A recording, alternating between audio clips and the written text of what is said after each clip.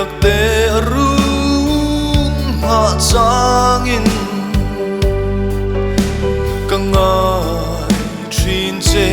ka thian esti ton le ni om ta kang mo o min han don ve thin che mo nang ngai lai reng ka bang thei lo kan nun lui man lai ka thirin ke ka sui lung le na sual thi ngil ni reng i om thei don lo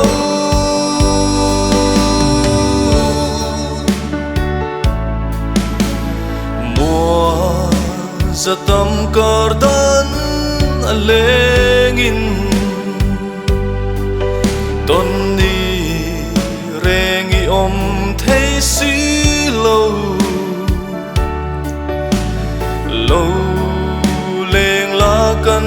vang khuan chutin lung le shil du nang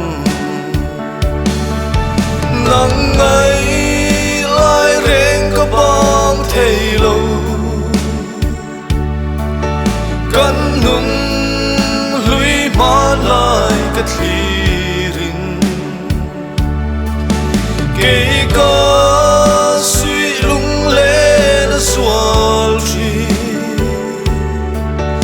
hil ni reng i om thei don lo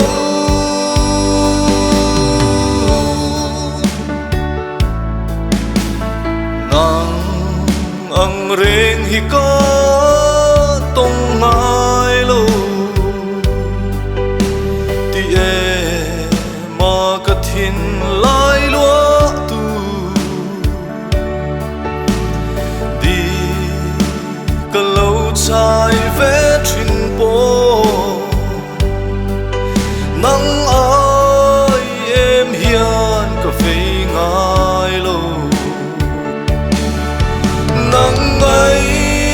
lai reng ka bang thei lo kan nun lui man lai kan thirin ke ka